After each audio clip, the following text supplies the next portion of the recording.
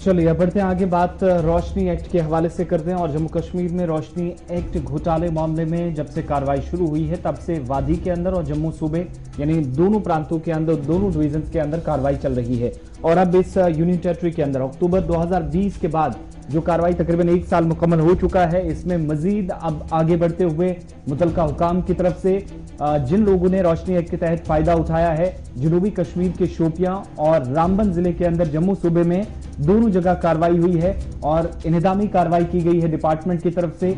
शोपियां के अंदर तफसीलात के मुताबिक जहां पर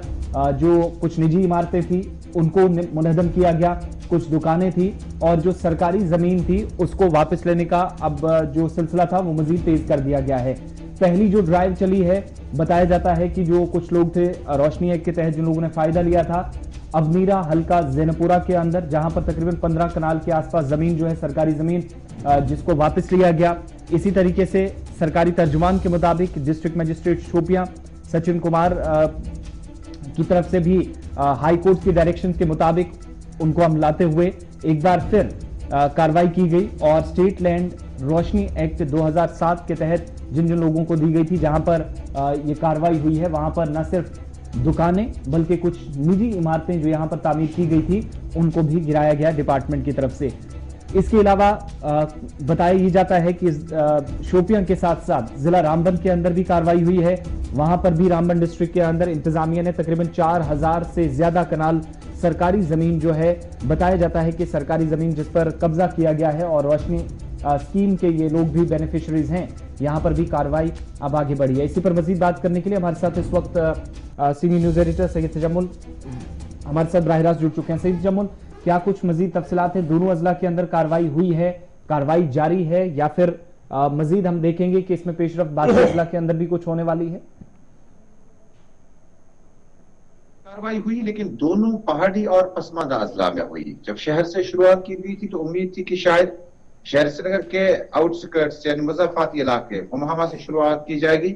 जहां रोशनी एक्ट के बेनिफिशरीज की तादाद बहुत ज्यादा है। इसी तरह से शहर के मुतअद्दिद इलाकों या जम्मू अर्बन के आउटस्कर्ट्स मुजफ्फराती इलाकों में भी शायद इस तरह की कार्रवाई की जा सकती है। लेकिन जिस वक्त राज्यपाल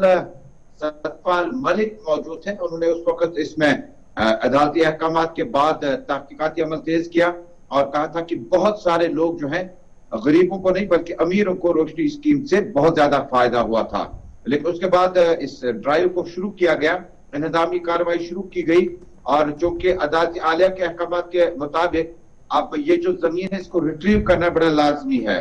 क्योंकि इसमें बेनिफिशरीज ने जो फायदा उठाया है उस रोशनी एक्ट का कलअदम करार दिया गया, उस स्कीम का खत्म कर दिया गया। अब सवाल दो है कि क्या मैदानी इलाकों में, क्या अर्बन एरिया में इस तरह की कार्रवाई होगी या पहाड़ी जिला शोपियन, रामबन जैसे पसमानदा इलाके से इसका इस तरह से 4000 कनाल के आसपास में जमीनात को वापस हासिल करने का सिलसिला इसके आगे बढ़ेगा या नहीं। लेकिन सबसे बड़ी और अहम बात यह है कि जो रोशनी एक्ट में जिन अफराद को फायदा हुआ था, उस वक्त गवर्नर जम्मू कश्मीर के हुआ करते थे सत्यपाल मलिक, उन्होंने कहा कि ये इन्होंने अपनों को फायदा दिया और इसमें किसी गरीब को फायदा नहीं हुआ, बल्कि उन्होंने जमीनात जो रोशनी एक्ट में लाकर अपने और अपनों को दे दी। उससे कहा गया था कि इसका फायदा जो है जमीन बेचकर हम पन बिजली प्रोजेक्ट तामीर करेंगे और यहाँ से घर घर बिजली पहुंचाने की कोशिश करेंगे। ये एक जाविया है। दूसरा जाविया ये कि उस वक्त जम्मू कश्मीर की कैबिनेट ने गुलाम नबी आजाद जब सरपरस्त हुआ करते थे, स्कीम का इस्लाह अमल में लाया और बहुत सारे लोग जिनके पास जमीन थी उन्हें रोशनी एक्ट में लाकर उन्हें कहीं ना कहीं फायदा पहुंच गया। अब जम्मू कश्मीर में उस वक्त के वजीर आला और फुल फ्लेज्ड स्टेट हुआ करता था, जब उन काबीना ऑर्डर्स का कलअदम किया जाता है तो आने वाले दिनों में जो आज के ऑर्डर्स बन रहे हैं इसकी क्रेडिबिलिटी या इसकी साख पर भी लोग सवालात खड़े करने लगे। लेकिन रोशनी स्कीम से कितनों को फायदा हुआ, रोशनी स्कीम से रोशनी कितने लोगों तक पहुंची और अंधेरा कितना तक छाया, इस पे जम्मू कश्मीर गवर्नमेंट अदालत अहकाम के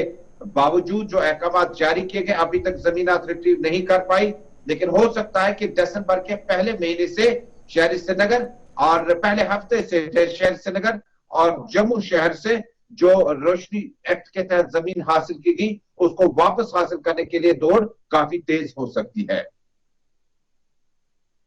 हमारे साथ सैयद तजम्मुल साहब ज्वाइन करने